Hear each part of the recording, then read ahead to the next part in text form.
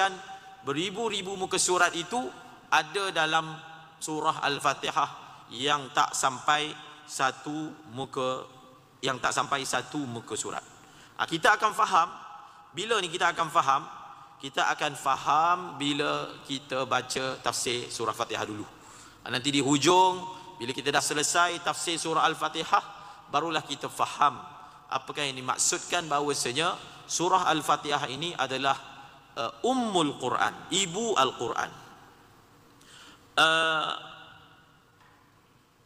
Dalam sepotong hadis Nabi SAW bersabda, kullu salatin lam yuqra fiha bi ummil qur'ani fahiya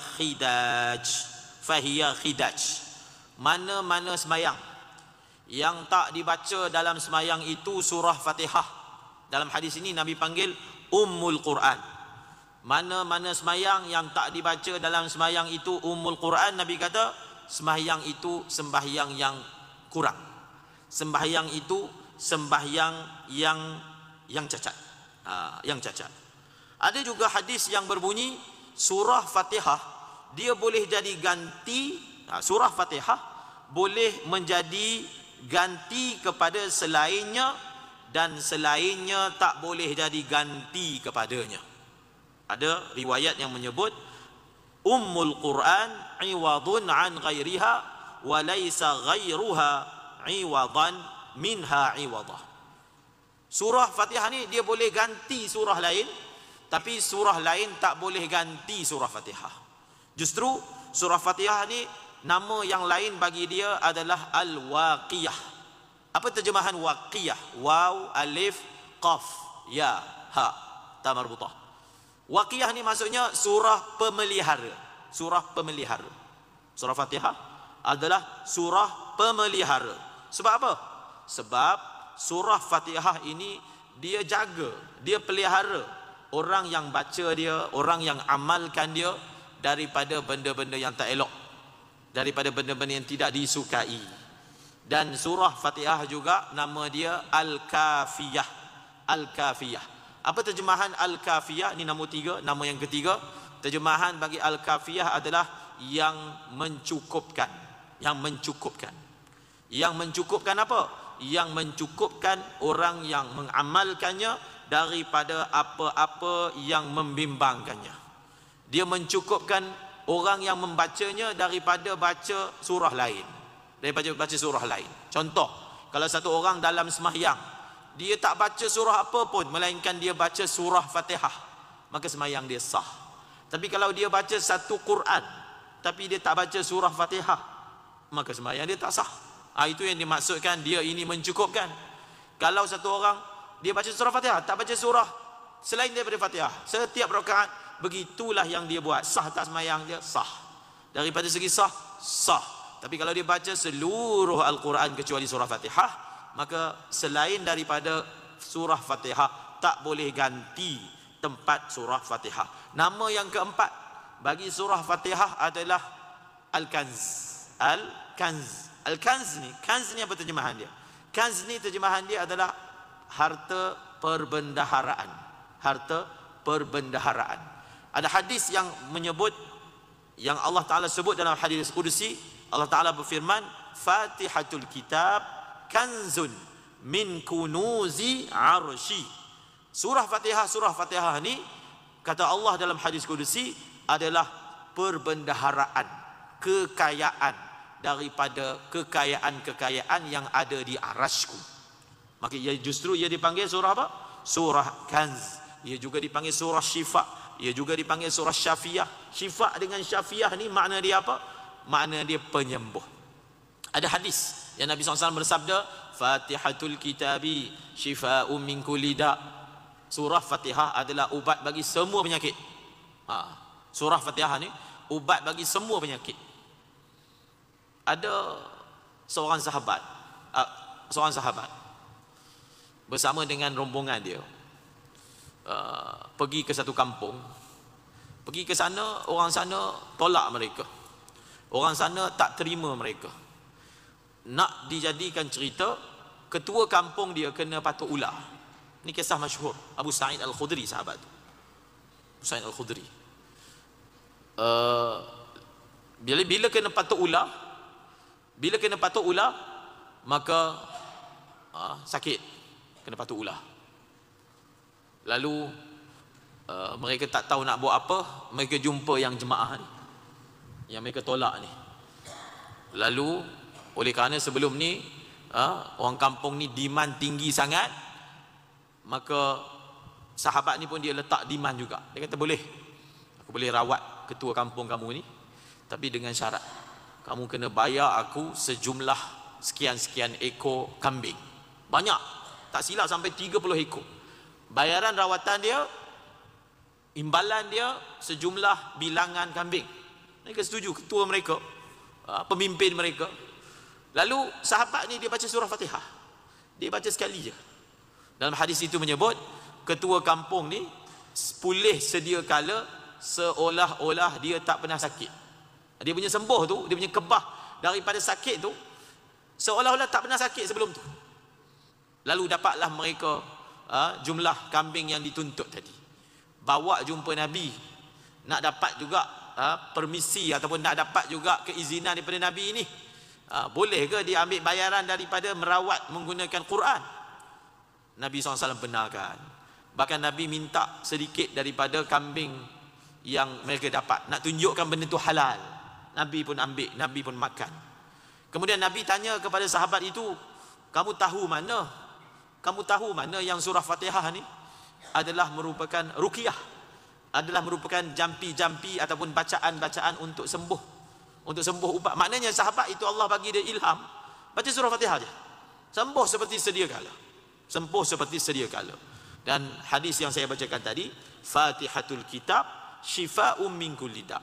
Surah Fatihah adalah penyembuh bagi semua penyakit.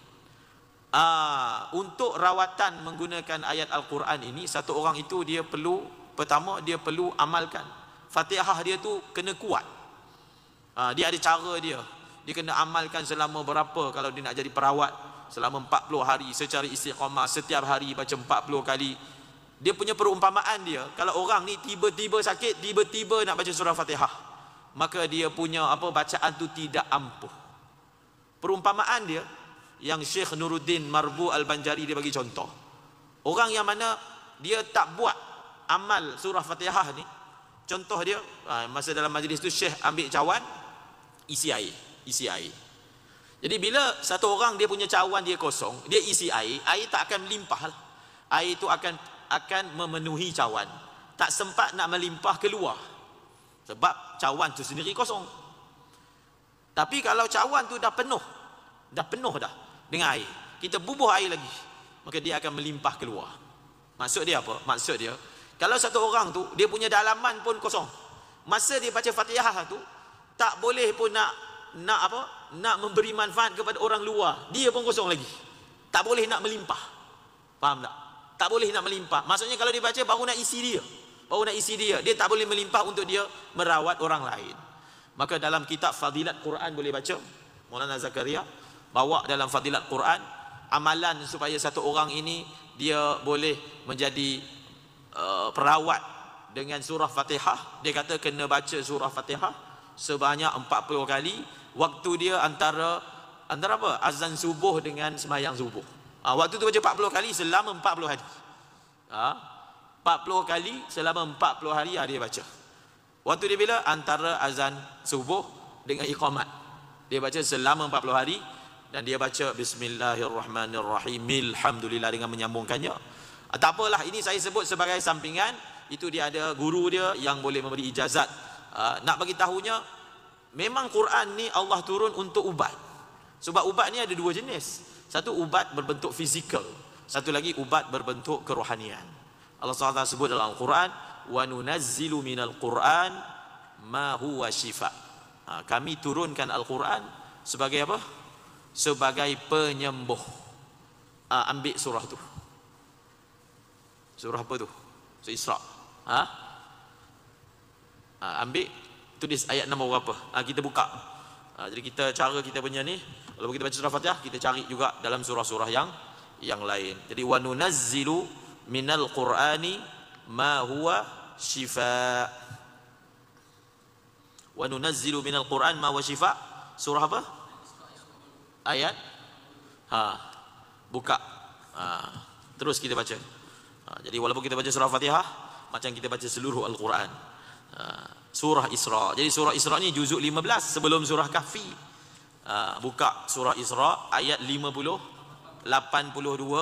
Nanti kita tanda. Itu ayat yang Allah Ta'ala bagi tahu Quran ini adalah penyembuh. A'udzu billahi minasyaitonir rajim.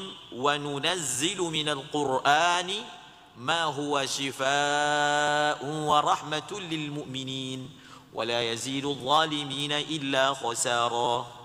Dan kami turunkan dengan beransur-ansur daripada Al-Quran ayat-ayat suci yang menjadi penawar dan rahmat bagi orang yang beriman, dan Al-Quran itu tidaklah menambah kepada orang yang zalim disebabkan keingkaran mereka selain dari kerugian.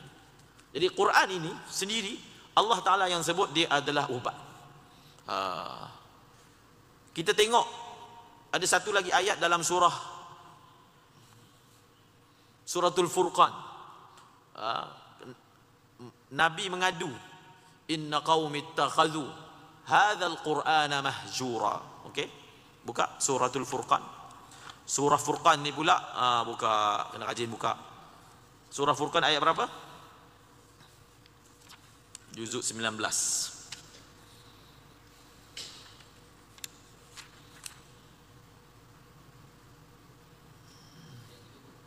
Surah Furqan ayat 30.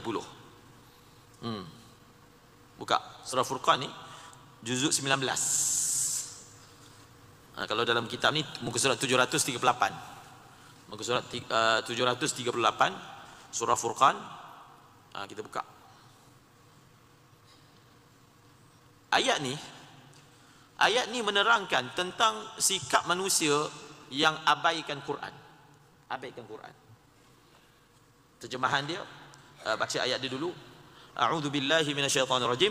Wa qala ar-rasulu ya rabbi inna qaumi ittakhadhu hadzal qur'ana mahjura. Dan berkatalah Rasul, wahai Tuhanku, sesungguhnya kaumku telah mengabaikan Al-Quran ini. Muka surat 738 yang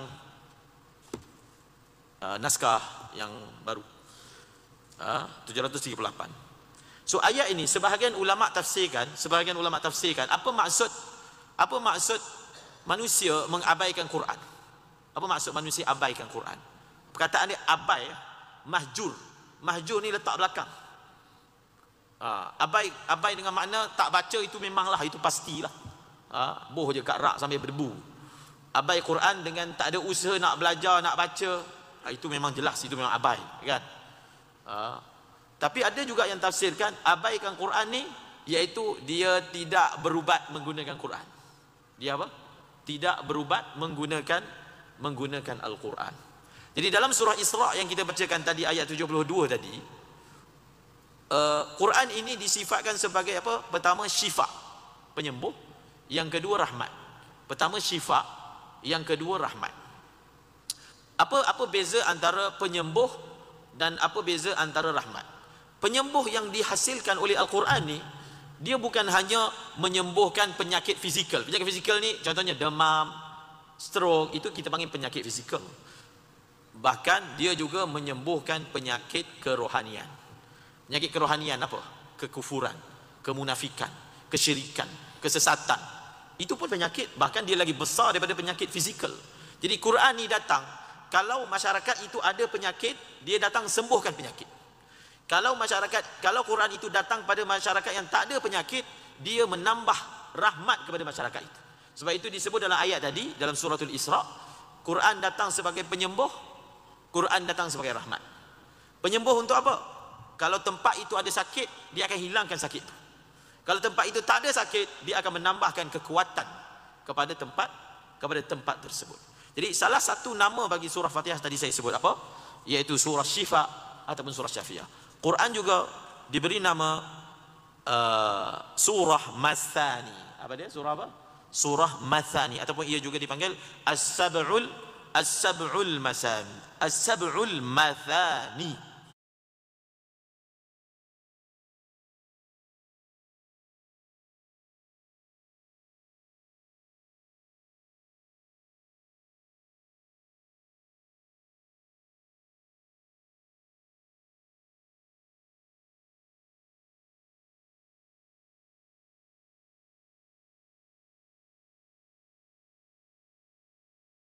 as-sab'ul masani, as-sab'ul mathani.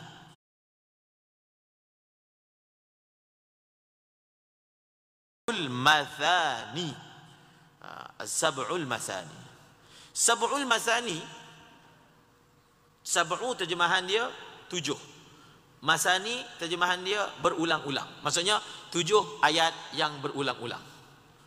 Dalam Quran Allah Taala sebut walaqad, surah apa? Walaqad atainaka sab'an minal mathani wal Qur'anal azim. Suratul Hijr. Okey, buka surah Hijr. Ayat ni dia sebut tentang perkataan as-sab'ul mathani. Surah Hijr ni juzuk 14. Surah Hijr juzuk 14.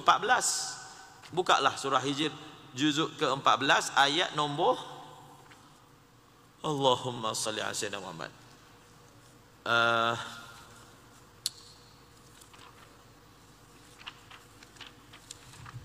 Juzuk apa? 14 sebelum tu.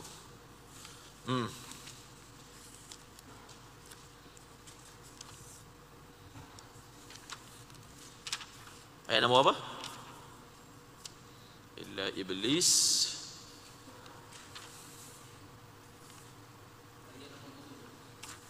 Ayat 87. Dia ayat-ayat ni yang kita baca tengah-tengah tafsir surah Fatihah ni, kita tulis ayat apa tadi? 87. Ayat 87 menerangkan surah Fatihah yang nama dia Sab'ul Masani. Jadi ayat suratul Hijr ni juzuk 14 Allah Taala sebut walaqad atainaka sab'an minal mathani wal Qur'anal azim, dan sesungguhnya kami telah berikan kepadamu wahai Muhammad 7 ayat yang dibaca berulang-ulang. Fatihah. Walaqad atainaka sab'an minal mathani, kami telah bagi kat kamu. Jadi surah Fatihah ni bukan kecil. Bukan kecil punya benda. Menjadi adat orang kita bila ada kita sedekah Fatihah. Itu bukan sedekah benda kecil tu. Sedekah Fatihah. Takkanlah kita nak suruh ni ada kematian, jom kita sedekah Al-Baqarah. Mampu ya semua kat depan ni tak hafal, kan? Jadi hafal apa? Hafal surah Fatihah. Tapi bukan biasa. Surah Fatihah ni bukan surah biasa. Bukan surah biasa. Bukan kecil. Bukan kecil punya benda. Menjadi adat orang kita bila ada kita sedekah Fatihah. Itu bukan sedekah benda kecil tu. Sedekah Fatihah. Takkanlah kita nak suruh ni ada kematian, jom kita sedekah Al-Baqarah. Mampu ya semua kat depan ni tak hafal, kan? Jadi hafal apa? Hafal surah Fatihah. Tapi bukan biasa. Surah Fatihah ni bukan surah biasa. Bukan surah biasa.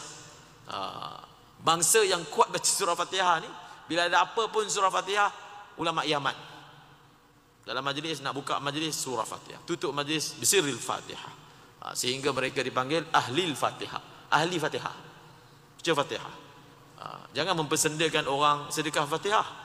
Sebab Allah Ta'ala sendiri yang iktiraf, Nabi sendiri dia surah yang besar, dia surah khazanah, dia surah penyembuh. Dan dalam masa yang sama Allah Ta'ala mudahkan. Sebab awam umumnya hafallah surah Fatihah. Jadi mudahlah benda tu nak boleh buat amal ramai-ramai. Jadi kalau pergi baca surah lain, bukan semua orang hafal. Bukan semua orang hafal. Jadi Allah Ta'ala sebut, cuba kita tadabbur ayat ni, dia punya rasa dia macam mana. Allah Ta'ala sebut walaqad atainaka sab'an minal masani wal Qur'anal azim, dan sesungguhnya. Dia walaqad ni sebenarnya dia ada takdir huruf qasam.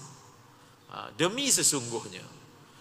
Demi sesungguhnya kami telah berikan, atainaka. Kalau kita nak terjemah lagi klasik, demi sesungguhnya kami telah anugerahkan. Kami telah apa? Kami telah anugerahkan kepadamu wahai Muhammad. Kami telah anugerahkan. Jadi Fatihah ini satu anugerah daripada Allah, diberi kepada Nabi Muhammad. So bila Nabi dapat, kita dapat percikan dia sebagai umat Nabi Muhammad sallallahu alaihi wasallam. Bila Allah Taala kata kami bagi kat kamu, maknanya kamu tu kita pun dapat. Nabi SAW telah wafat. Kita baca ayat ni, kita rasa kita yang ditujukan perkataan ni. Contohnya saya lah baca, dan sesungguhnya kami telah berikan kepadamu, jadi saya Lutfi, kepadamu saya rasa saya. Kerana apa? Saya adalah umat Nabi Muhammad SAW.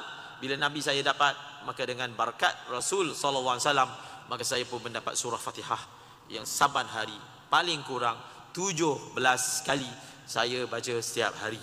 Walaqad atainaka sab'an minal mathani, walaqad atainaka sab'an minal mathani. 7 ayat yang dibaca berulang-ulang dan Al-Quran yang agung. Sehingga dalam ayat ni Allah sebut asing. Fatihah sebut lain, Quran sebut lain. Kami bagi kamu Fatihah dan Quran, sedangkan Fatihah itu sendiri Quran. Nak menunjukkan apa? Itu dipanggil ihtimam. At-takhsisu bidzikri, sebab apa? Min ajlil ihtimam. Nak sebut benda tu besar, benda tu hebat. So, kenapa surah Fatihah dipanggil 7 yang berulang-ulang? 7 sebab dia ada 7 ayat. Dan kenapa berulang-ulang? Jelas. Sebab apa? Sebab kita baca dia berulang-ulang kali. Paling kurang dalam sembahyang kita akan baca 17 kali, sebab kita ada 17 rakaat sembahyang yang fardu. Nama yang lain bagi surah Fatihah adalah surah salat, surah sembahyang. Ini jelaslah. Sebab apa panggil surah sembahyang? Sebab kita baca dalam sembahyang. Dan nama yang lain bagi surah Fatihah adalah surah Alhamdu. Surah apa? Baca apa? Baca Alhamdu. Sebab surah ini dimulakan dengan Alhamdulillahirabbil alamin, dan surah ini juga dipanggil asas, foundation. Foundation maksudnya, kenapa dia dipanggil foundation? Sebab dia merupakan asas kepada Quran. Asas kepada Quran adalah surah Fatihah. So nanti kita akan nyatakan, terangkan macam mana nak faham kenyataan ulama ataupun daripada hadis sendiri, yang semua yang ada dalam Quran tu ada dalam surah Fatihah. Semua yang ada dalam Quran ada dalam surah Fatihah, sehingga ia disebut asas kepada Al-Quran. InsyaAllah kena habis dulu bacaan daripada surah Al-Fatihah. Kembali kepada surah Fatihah.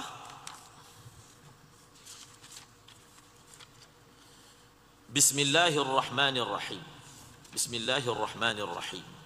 Surah Fatihah ni, kalau kita tengok ke atas tu, surah Fatihah, surah pertama diturunkan di Mekah.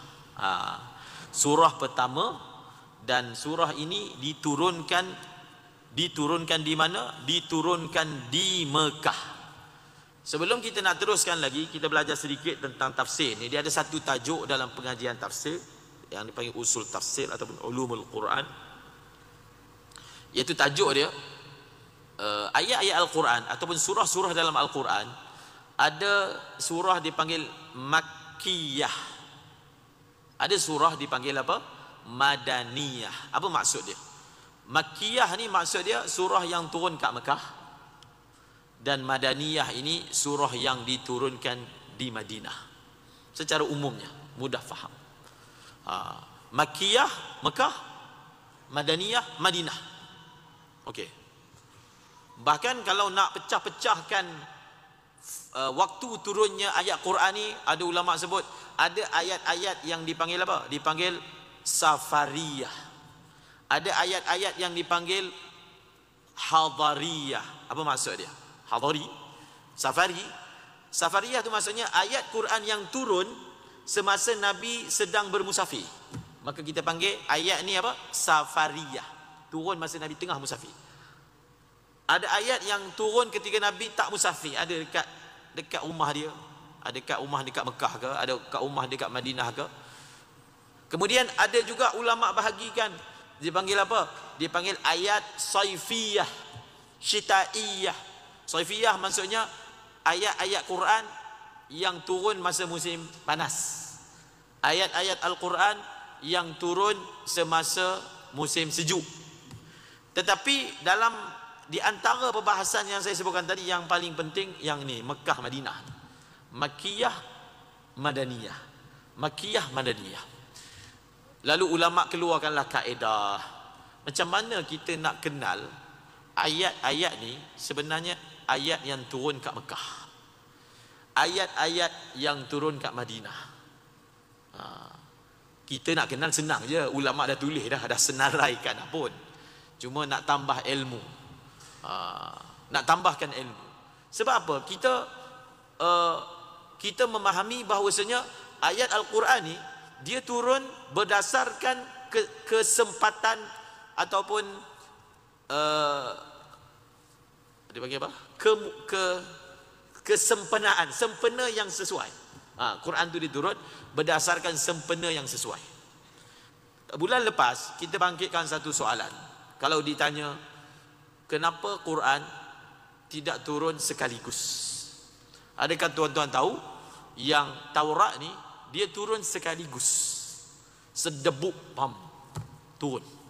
Taurat ni dia turun sedebuk. Selepas Nabi Musa bermunajat dengan Allah 40 hari, bagi Taurat sedebuk. Tapi Quran tak. Quran berapa tahun daripada Nabi SAW dilantik menjadi Nabi, Iqra, sampailah Nabi wafat. Itulah waktunya turunnya Al-Quran, 23 tahun. Kalau ditanya soalan, kita nak tanya soalan apa? Kita tanya soalan, apakah hikmah dia? Itu cara orang Islam tanya soalan. Orang Islam dia tak tanya soalan dengan nada mempertikai. Itu orang kafir. Orang Islam dia sangat yakin apa je Allah buat itu betul. Cuma dia nak tahu, nak tambah ilmu. Nak tambah ilmu. Nak tahu juga apa hikmah dia. Quran diturunkan selama 23 tahun secara sedikit demi sedikit. Maka ia telah dijawab oleh Al-Quran sendiri dalam surah Syu'ara. Dalam surah Syu'ara ayat wa qalu laula nuzzila alaihi al-Qur'anu jumlatan wahidatan kadzalika linusabbita bihi fuadaka wa rattalna tartila. So kita bukalah balik surah apa? Surah Syu'ara. Jadi surah Syu'ara ni kita buatlah nota. Surah Syu'ara ni kalau nak tahu apa jawapan Quran tak diturunkan jumlatan wahidah sekaligus, yang terbaik jawab soalan ni Allah Ta'ala. Maka disebutlah dalam surah Allahumma salli ala sayyidina surah Furqan sebelum Syu'ara. Surah Furqan ayat 32. Surah Furqan ayat 32. Muka surat 738 yang tadi juga.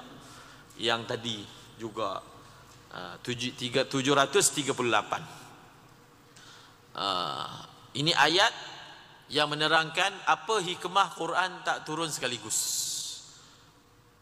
Wa qala alladhina kafaru laula nuzzila alaihi alquranu jumlatan wahidatan kadzalika linuthabbita bihi fuadaka wa rattalnahu tartila.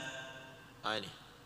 Dan orang kafir berkata, mengapakah Al-Quran itu tidak diturunkan kepadanya sekaligus? Demikianlah, ini jawapan dia.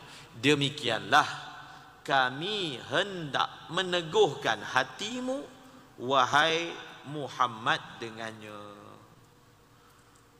Dan kami membacakannya kepadamu dengan teratur satu persatu. Tengok pula dia punya nota kaki 1185 bagi menolak dalihan orang kafir itu. Allah Subhanahu wa taala menerangkan bahawa Al-Quran diturunkan secara beransur-ansur adalah supaya mudah dihafal dan difahami oleh Rasulullah. Hal ini kerana baginda tidak pandai membaca dan menulis, maka akan tetaplah hati baginda dan dapat menyampaikannya dengan sebaik-baiknya. Itu jawapan dia daripada Al-Quran, surah Asy-Syu'ara, surah Al-Furqan ayat yang ke-32.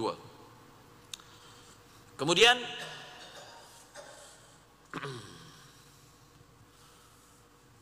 Bagaimana kita mengenali yang sesuatu ayat ataupun surah itu adalah Mekah ataupun Madinah? Ada beberapa panduan lah yang disebut. Antaranya, mana-mana ayat, ini secara umumnya begitu, mana-mana ayat yang ada sebut tentang orang munafik, maka ayat tu turun kat Madinah. Bacalah Quran, mana-mana ayat yang ada sentuh tentang orang munafik, maknanya itu ayat Madinah. Ini secara umumnya begitu. Mana-mana ayat yang ada sentuh tentang orang munafik, maka ayat tu Madinah. Dia tak ada Mekah. Itu nombor satu. Okey. Ini secara umumnya. Kemudian mana-mana ayat yang ada sebut tentang perang, jihad, itu ayat Madinah. Itu ayat yang turun dekat Madinah. Secara umumnya, mana-mana ayat yang datang dengan ya ayyuhan nas, wahai sekalian manusia, secara umumnya, maka ayat itu adalah ayat yang turun kat Mekah. Ayat yang datang dengan lafaz wahai orang-orang yang beriman, maka ayat itu turun kat Madinah. Itu dah tiga dah. Kemudian kalau kita tengok dia punya uslub, dia punya uslub bahasa.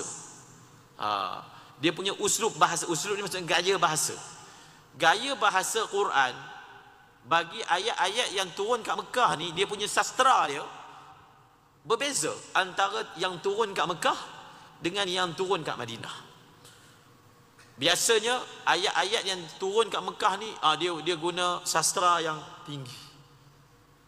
Kalau yang turun dekat Mekah. Kalau kat Madinah dia lain pula.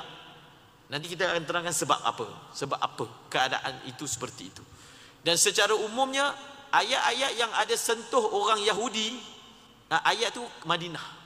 Ayat yang ada cerita tentang orang Yahudi, ayat tu ayat yang turun kat Madinah. Ayat yang turun dekat Madinah. Okey, kita patah balik. Kita patah balik. Ini untuk kita lebih memahami. Penting ke kita mengetahui ayat ni Mekah ke Madinah? Macam contohnya surah Fatihah lah. Surah Fatihah ditulis dekat apa ni, atas itu dia kata surah Fatihah diturunkan di Mekah. Sebenarnya surah Fatihah ni dia unik sikit. Dia unik. Sebenarnya surah Fatihah ni antara surah yang turun lebih daripada sekali. Sebab itu ulama kata surah Fatihah ni dia ni Makkiyah, dia ini Madaniyah. Maksudnya dia masa di Mekah pun dia turun daripada langit, semasa di Madinah pun dia turun juga daripada langit. Turun daripada langit. Bilakah surah Fatihah diturunkan di Mekah? Diturunkan semasa Allah memfardukan sembahyang. Bilakah berlaku kefarduan sembahyang? Bila? Masa kat Mekah kan? Dia berlaku dalam peristiwa Isra wal Mi'raj. Maka diturunkan sembahyang sekali dengan surah Fatihah. Kemudian surah Fatihah turun lagi. Bila? Semasa di Madinah. Bila waktu dia? Ketika berlaku perpindahan kiblat. Tuan-tuan yang biasa pergi umrah akan dibawa ziarah Masjid 7, betul? Akan dibawa Masjid 7. Okey, dibawa ke Masjid 7. Cuba kita kira masjid yang dekat Khandak tu, betul ke ada 7? Kira tak ada berapa? Masjid 7. Saja nak mengulang, kau ada nak pergi umrah waktu dekat ni? Ada? Tak ada. Kalau kita pergi kat Khandak, di Masjid 7 ni dekat Khandak. Cuba kira, dia ada masjid, dia panggil Masjid Fatah, dia ada bukit. Ataupun dia panggil Masjid Rasulullah, dia ada bukit. Kemudian kat bawah tu dia ada Masjid Salman. Dia ada Masjid Omar tapi dah roboh, dia tengah buat baru. Dia ada kat ujung sikit Masjid Fatimah ataupun Sa'ad bin Mu'az. Dia ada atas bukit sikit Masjid Ali. Dan ada satu lagi masjid yang dah roboh lama dah, iaitu Masjid Sayyidina Abi Bakar. Jadi keseluruhannya 6. Jadi yang 7 tu mana? Maka ulama sebut yang ketujuh itu adalah Masjid Qiblatain. Masjid apa? Masjid Qiblatain. Masjid Qiblatain ni dia sebelum Khandaq tu sekilo lebih. Jadi sebenarnya tujuh itu adalah termasuk Masjid Qiblatain. Masjid Qiblatain ni kenapa dipanggil Masjid Qiblatain? Sebab berlaku peristiwa yang menarik, iaitu ketika mereka sedang solat, mereka dapat maklumat yang kiblat dah berubah. Kiblat dah berubah. Tengah-tengah semayang tu dia pusing tubuh dia. Jemaah tu pusing tubuh menghadap kiblat baru. Masyhurlah masjid itu dipanggil apa? Masjid Qiblatain, sebab dia menyimpan satu sejarah yang besarlah tentang perpindahan kiblat. Ketika Nabi berhijrah ke kota Madinah, Nabi sembahyang menghadap ke Baitul Maqdis. Baitul Maqdis. Berapa lama Nabi solat menghadap Baitul Maqdis? Berapa lama? Selama 17 bulan ataupun 16 bulan. Bayanglah, maknanya setahun lebih. Setahun lebih Nabi menghadap Baitul Maqdis. 17 bulan. Kemudian selepas itu Allah Ta'ala telah tukar buat selama-lamanya, iaitu menghadaplah ke Kaabah sampailah hari ini. Itulah yang dipanggil apa? Peristiwa perpindahan kiblat. Perpindahan kiblat. Perpindahan kiblat ni sekaligus dia nak apa? Kalau saya nak cakap lah, apa hikmah dia? Awak tak awal lagi terus kepada Kaabah kan? Awal lagi terus kepada Kaabah. Satu, kalau kita boleh sebutlah dia punya hikmah dia.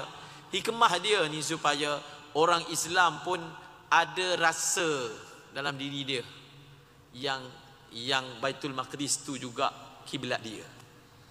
Kalaulah daripada awal orang Islam ni menghadap Kaabah, dia akan rasa Baitul Maqdis tu tak ada kaitan dengan dia. Jadi di awal-awal tu biarlah nak ingatkan yang Nabi kita pun pernah semayang menghadap Baitul Maqdis selama 17 bulan, supaya kita pun ada rasa tanggungjawab dengan salah satu daripada 3 tanah suci, iaitu yang dipanggil sebagai Baitul Maqdis, Jerusalem, Ilyak dan beberapa nama bagi tempat tersebut. Selama 17 bulan. 17 bulan. Ketika berlaku pemindahan kiblat itulah yang disebut tadi tu, turunlah sekali lagi surah Al-Fatihah. Dah kita sebut tentang pemindahan kiblat ni. Sebab kalau kita nak khatamkan 30 juzuk ni, insya-Allah lah. Jadi kita buat cara macam tu. Ada je ayat yang berkaitan, kita buka terus baca. Jadi kita dah sebut tentang pemindahan kiblat, marilah kita baca ayat Quran tentang pemindahan kiblat. Pemindahan kiblat. Ada satu tempat sahaja yang disebut tentang pemindahan kiblat, iaitu pada permulaan juzuk yang kedua. Orang panggil juzuk Sayaqul, masih lagi dalam surah Baqarah. Tengok juzuk 2, ayat yang mula-mula sekali dalam juzuk 2 memang sangat menarik untuk kita baca. Masya Allah. Kita baca ayat yang mula-mula daripada juzuk yang kedua, muka surat 42 dalam naskah cetakan ini. Dalam ayat ini menunjukkan banyak perkara. Banyak perkara. Kita teruslah ambil ibrahnya. Masa petang ni pun sampai pukul apa dah? Tak ingat. 6.30. 6.30. A'udzu billahi minasy syaithanir rajim. Sayaqulu as-sufahaa'u minan nasi ma wallahum 'an qiblatihim allati kanu 'alayha. Qul lillahil masyriq wal maghrib. يهدي من يشاء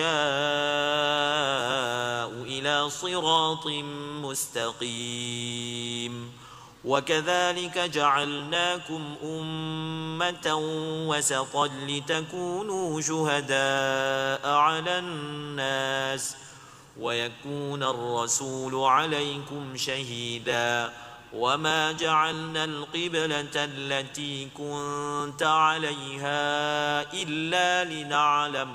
إلا لنعلم من يتبع الرسول ممن ينقلب على عقبيه وإن كانت لكبيرة إلا على الذين هدى الله وما كان الله ليضيع إيمانكم innallaha bin-nasi laraufur rahim. Orang yang kurang berakal dalam kalangan manusia akan berkata, kalau ustaz saya dia nak zahirkan terjemahan perkataan sufaha tu, kita terjemah dengan bahasa yang lebih kasar. Saya sufaha memang makna dia macam tu. Kira macam contohlah kita nak kata orang tu bodoh, kita kata kurang cerdik. Itu kan ayat gula-gula, tak nak bagi dia terasa. Tak. Kita kena keluarkan ayat nak bagi orang tu terasa, sebab orang ni memang tak guna. Sufaha yang dimaksudkan dalam ayat ni orang Yahudi. Jadi kat sini terjemahan tu kira masih berhemah lagi. Tapi dalam Quran dia tak guna perkataan berhemah. Quran sendiri tak guna perkataan kurang berakal. Jadi ayat dia sufaha ni, dia punya terjemahan dia, kalau Maulana Mansur dia terjemah apa? Bengong. Bukan bodoh, bengong. Akan berkatalah orang-orang yang bengong, merujuk kepada orang Yahudi. Dia akan kata apa? Orang yang bengong dalam kalangan manusia akan berkata, apakah yang telah memalingkan orang Islam dari kiblat yang selama ini mereka telah berkiblat kepadanya? Dia tak puas hati. Kenapa orang Islam ni elok-elok menghadap Baitul Maqdis, pergi menghadap ke Kaabah? Dia sebenarnya didasari oleh asabiyah Baitul Maqdis. Maka katakanlah, wahai Muhammad, Allah Ta'ala suruh jawab simple je. Milik Allah jua timur dan barat. Ke arah mana sahaja kita diarahkan Allah menghadapnya, wajiblah kita mematuhinya. Dia memberi petunjuk kepada sesiapa yang dikehendakinya ke jalan yang lurus. Nabi disuruh jawab simple. Kenapa beralih daripada satu kiblat ke satu kiblat? Simple je. Timur dan barat Allah punya. Kalau satu orang tu dia sepatutnya, kalau orang Yahudi tu dia nak fikir dengan waras, yang suruh kamu ni menghadap Baitul Maqdis ni siapa? Allah. Yang suruh kami menghadap Kaabah ni Allah. Benda yang isu besar dia adalah kat mana Allah suruh kita menghadaplah. Kalau Allah, contoh je, kalau Allah suruh kita semayang menghadap ke Malaysia, menghadap Malaysia. Menghadap ke Australia, menghadap Australia. Tapi tak berlakulah. Yang besar tu bukan arah tu. Yang besar tu siapa yang arahkan. Jadi kenapa pula nak ada sentimen? Kalau orang Islam pergi menghadap Kaabah tu sebab pandai-pandai, barulah boleh petikai. Kalau yang suruh dia menghadap itu Tuhan yang sama yang suruh kamu menghadap ke Baitul Maqdis, maka apa masalah? So masalahnya masalah hati. So kamu ni dah lama sangat menjadi raja kat dunia, Nabi banyak sangat datang kat keturunan kamu, sampai timbul asabiyah. Tak boleh nak terima Nabi datang luar daripada bangsa dia. Tak boleh terima dah.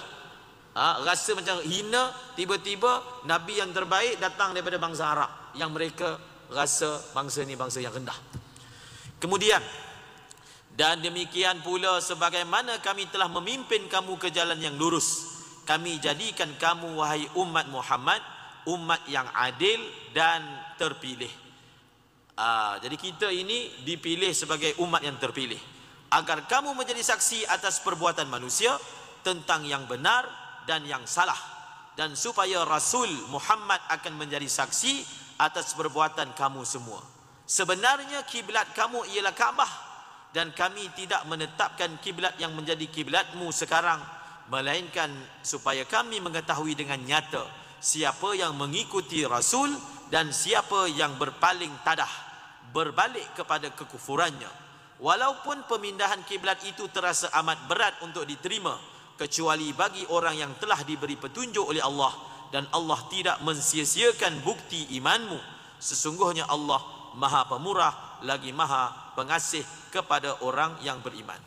Saya simpulkan daripada ayat ni, pertama Allah Ta'ala, ini kita ambil catat ayat nombor berapa ni, 143. Ayat ni dia ceritakan tentang kedudukan kita.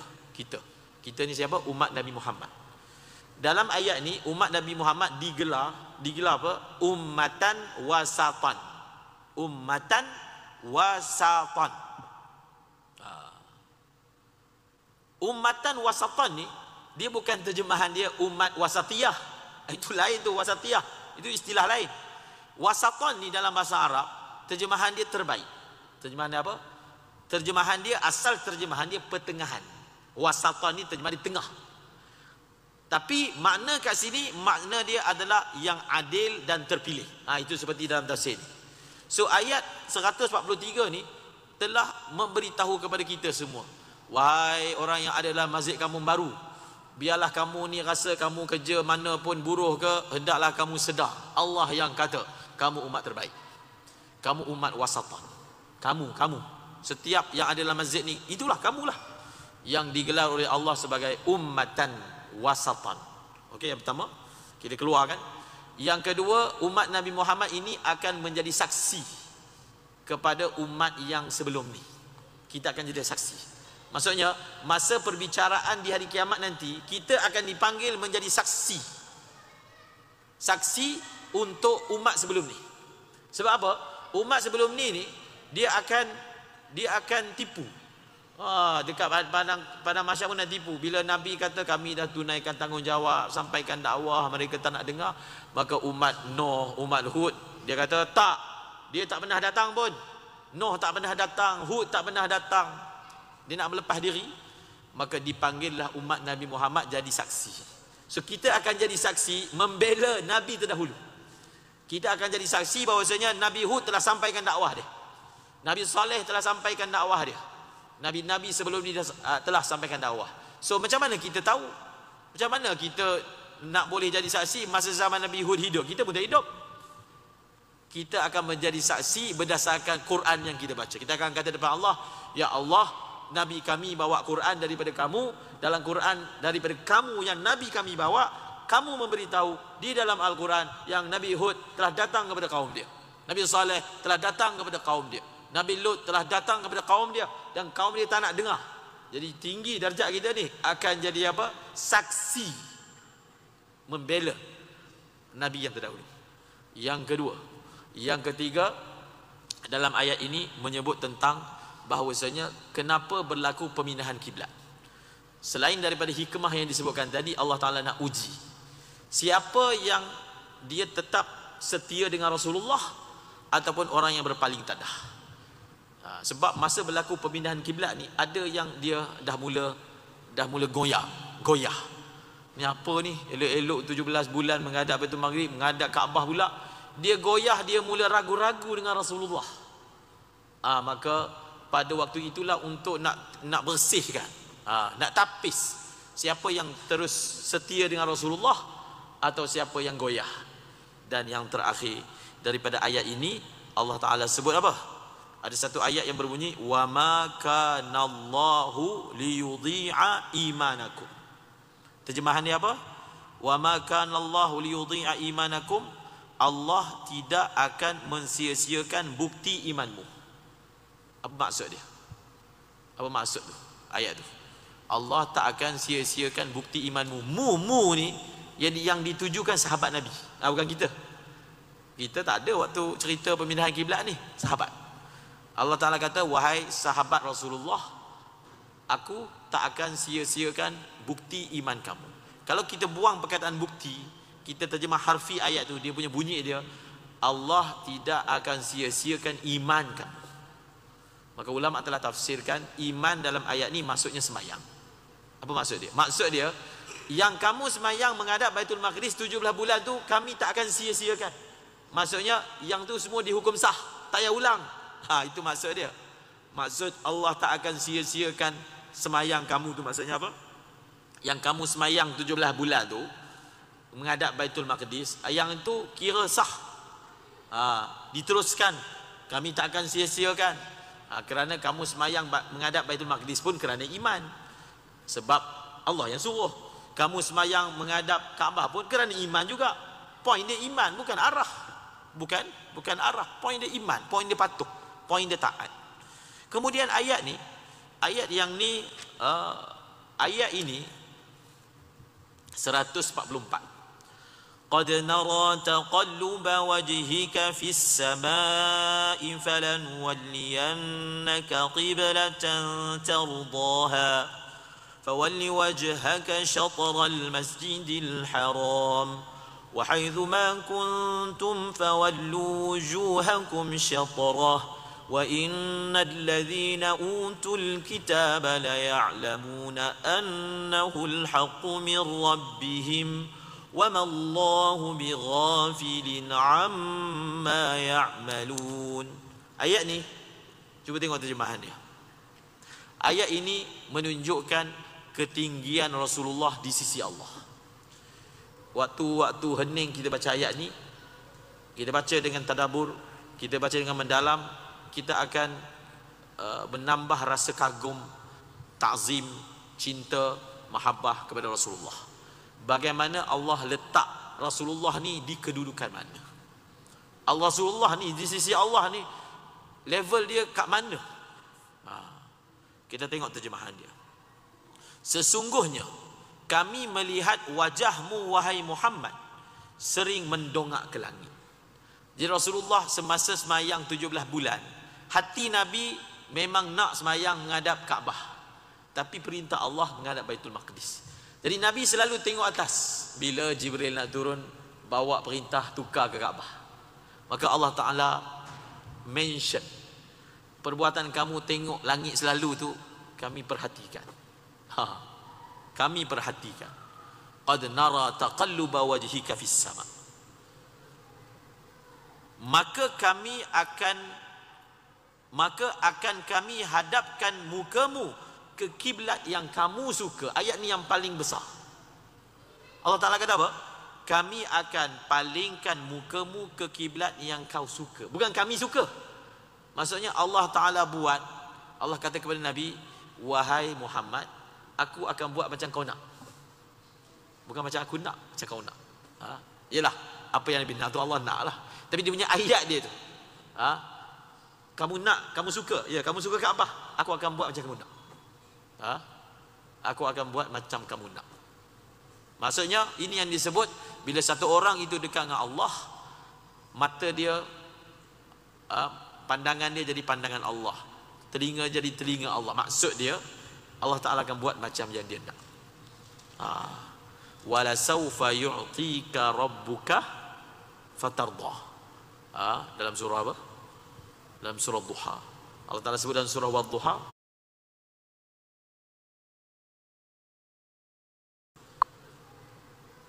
maka akan kami hadapkan mukamu ke kiblat yang kamu suka. Ayat ni yang paling besar. Allah Ta'ala kata apa? Kami akan palingkan mukamu ke kiblat yang kau suka. Bukan kami suka. Maksudnya Allah Ta'ala buat, Allah kata kepada Nabi, wahai Muhammad, aku akan buat macam kau nak. Bukan macam aku nak, macam kau nak. Yalah, apa yang Nabi nak tu Allah nak lah. Tapi dia punya ayat dia tu, kamu nak, kamu suka, ya kamu suka Kaabah, aku akan buat macam kamu nak. Aku akan buat macam kamu nak. Maksudnya ini yang disebut bila satu orang itu dekat dengan Allah, mata dia, pandangan dia jadi pandangan Allah, telinga jadi telinga Allah. Maksud dia Allah Ta'ala akan buat macam yang dia nak. Wala sawfa yu'tika rabbuka fatardah. Dalam surah apa? Dalam surah Duha. Allah Ta'ala sebut dalam surah Wadduha, demi sesungguhnya Tuhan kamu akan bagi kat kamu sampai kamu puas. Kamu nak banyak mana, Tuhan kamu akan bagi macam kamu nak. Itu kedudukan Rasulullah. Wala sawfa yu'tika rabbuka fatarda. Pasti dan pasti Tuhanmu akan beri kepada kamu sehingga kamu puas, sehingga kamu redha. Maka hadapkanlah mukamu ke arah Masjidil Haram, tempat letaknya Kaabah. Dan walau di mana sahaja kamu berada, maka hadapkanlah mukamu ke arahnya. Ayat ni adalah ayat tentang menghadap kiblat. Kita ni macam kamu nak. Itu kedudukan Rasulullah. Wala sawfa yu'tika rabbuka fatarda. Pasti dan pasti Tuhanmu akan beri kepada kamu sehingga kamu puas, sehingga kamu redha. Maka hadapkanlah mukamu ke arah Masjidil Haram, tempat letaknya Kaabah. Dan walau di mana sahaja kamu berada, maka hadapkanlah mukamu ke arahnya. Ayat ni adalah ayat tentang menghadap kiblat. Kita ni bila kita sembahyang, kita pergi mana pun, pergi Jepun ke, Eropah ke, Timur ke, Barat ke, Utara ke, Selatan, kita ingat ayat ni. Allah Ta'ala sebut dalam Quran, juzuk 2 ayat 144 surah Baqarah, Allah Ta'ala kata, dan walau di mana sahaja kamu berada, maka hadapkanlah mukamu ke arahnya. Kita ada kat kampung baru, nak semayang kan? Inilah ayat dia. Dan walau kamu ada kat kampung baru, hadapkanlah mukamu ke arahnya. Maksudnya Kaabah. Kita ada kat mana? Ada kat Amerika. Dan walau kamu ada kat Amerika, maka hadapkanlah mukamu ke arahnya. Kamu ada kat mana lagi? Ada kat Amazon, ada kat atas Himalaya, semua sekali. Sesungguhnya orang Yahudi dan Nasrani yang diberi kitab memang mengetahui bahawa perintah menghadap ke Masjidil Haram itu adalah benar daripada Tuhan mereka, dan Allah tidak lalai terhadap apa-apa yang dilakukan oleh mereka. Jadi kita baru membicarakan tentang apa? Surah Fatihah ni turun kat Mekah dan Madinah. Turun kat Mekah masa difardukan apa? Semayang. Turun kat Madinah semasa berlaku pemindahan kiblat. Tadi saya dah sebut beberapa panduan macam mana kita nak kenal ayat Mekah dan ayat Madinah. Antaranya, kalau saya sempat sebut satu je, sebab apa itu jadi penanda. Lagi 6 minit. Tadi kita sebut apa? Ayat-ayat yang ada cerita tentang orang munafik ni. Ayat tu secara umumnya, kecuali ada satu ayat je, semuanya adalah ayat Madinah. Sebab apa? Sebab di zaman Mekah tak ada orang munafik. Orang munafik ni hanya muncul waktu zaman Madinah. Tuan-tuan sebab apa? Apa maksud orang munafik? Orang munafik ni maksud dia apa? Munafik yang definisi Islam, bukan yang kita disebut hipokrit tu, tak. Yang ni, satu perkara yang kita kena tahu, orang munafik ni, munafik yang Quran sebut ni, orang munafik adalah orang kafir. Orang munafik adalah orang kafir.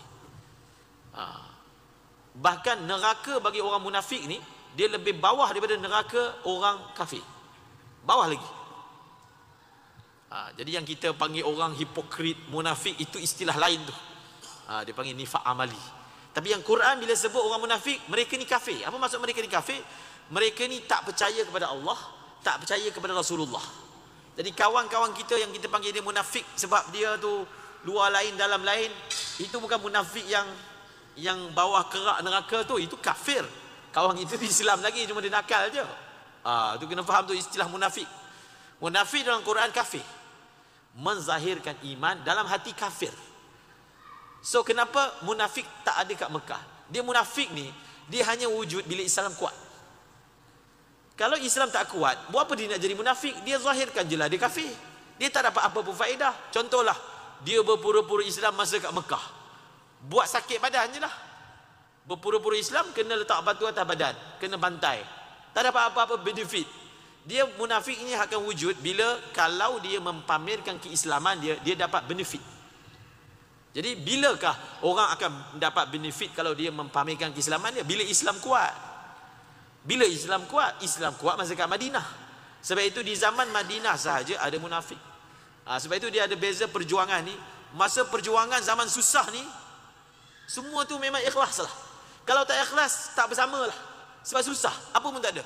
Kena keluar duit sendiri, kena keluar tambang sendiri. Yang betul-betul ujian ni adalah masa senang.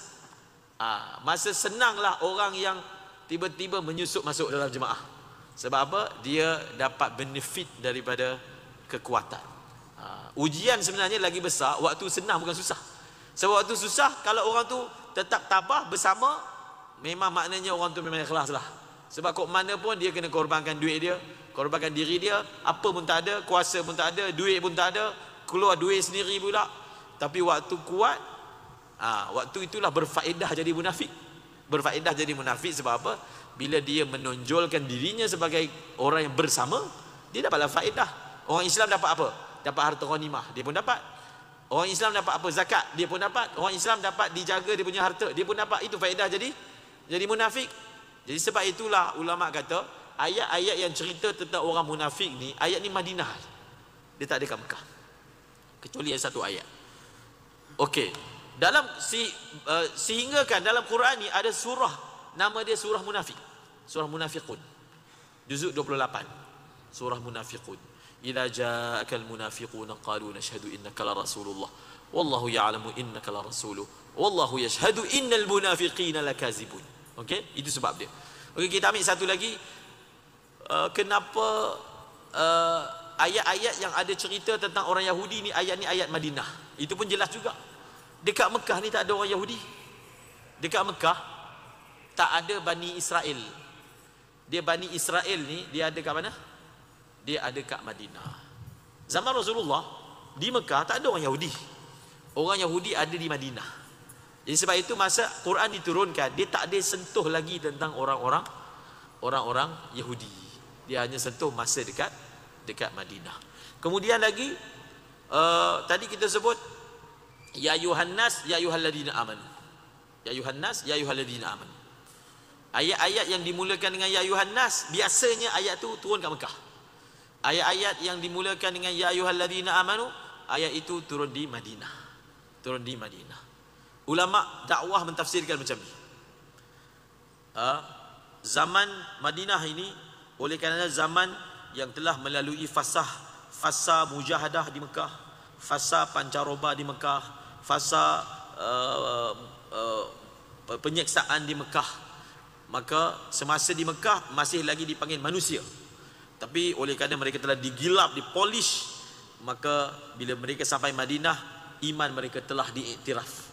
Lalu dipanggillah wahai orang-orang yang beriman. Itu tafsiran ulama dakwah bahwasanya kenapa dekat Madinah dipanggil wahai orang beriman, di Mekah dipanggil orang wahai manusia.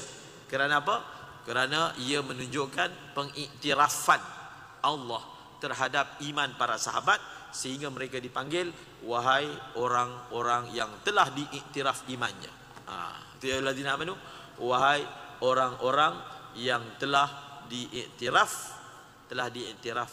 imannya. Dan oleh kerana di Madinah sejumlah besar, boleh kita kata berapa? Hampir 80% lah, ke lebih lagi. Ayat-ayat hukum ni dalam Quran ni boleh kata 80% ataupun lebih semua turun kat Madinah. Ayat-ayat hukum. Kat Mekah ayat hukum sangat sedikit. Sangat sedikit. Okey, saya ambil contoh. Tuan sebut je. Apa hukum apa? Contohnya ayat tentang kefarduan puasa. Puasa hanya difardukan pada 2 hijrah. Kefarduan zakat bila? 2 hijrah. Zakat fitrah 2 hijrah. Kefarduan haji 5 hijrah, 6 hijrah. Ayat tentang tayamum Badil Mustalik apa? Tahun ke-5 hijrah. Ayat haji ada yang kata sampai 8 hijrah. Ayat-ayat tentang perkahwinan itu semua Mekah, itu semua Madinah. Semua Madinah. Tadi kan saya sebut ayat-ayat Madinah ni, ayat-ayat Mekah ni dia punya sastra dia tinggi. Contohnya Juzuk Ammah lah khususnya. Cuba baca Juzuk Ammah. Juzuk Ammah itu boleh dikatakan semua sekali itu semua Mekah. Tengok ayat-ayat dia. Dan di Madinah ini kena faham satu konsep. Hukum ni bila nak terangkan tentang hukum ni dia tak boleh diterangkan dalam frame bahasa sastra, tak boleh. Kita tengok bahasa undang-undang law punya hukum. Dia hukum ni dia kena bahasa yang syak. Dia kena bahasa yang syak.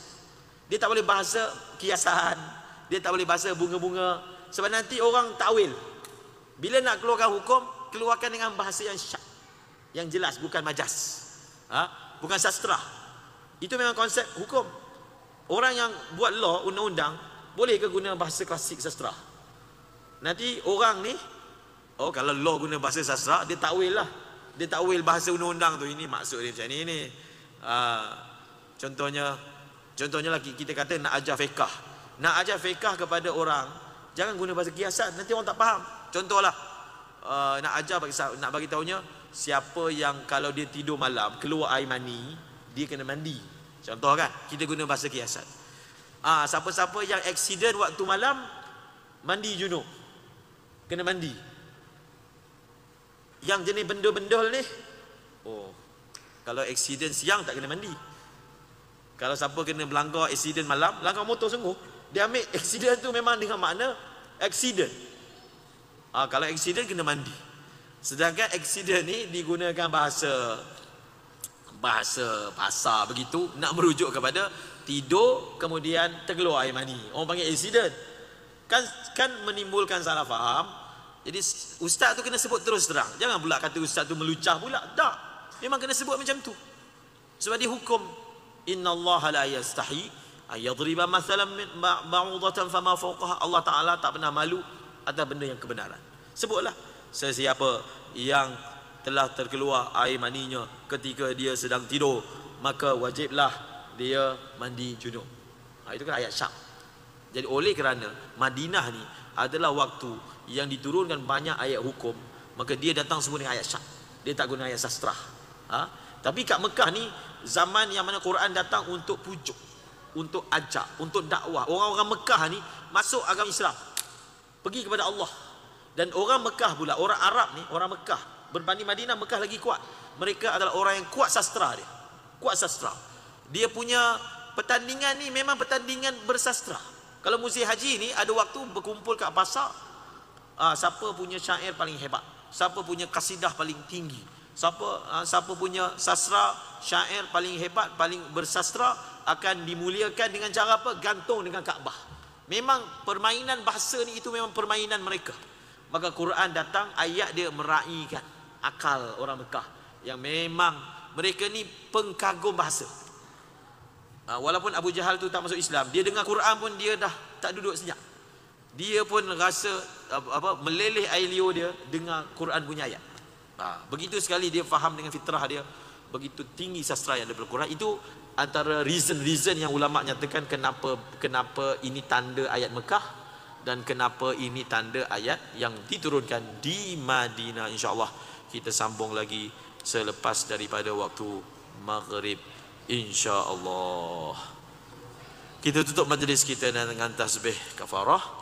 Subhanallahi wa bihamdihi, subhanakallahumma wa bihamdika, asyhadu an la ilaha illa anta, astaghfiruka wa atubu ilaik.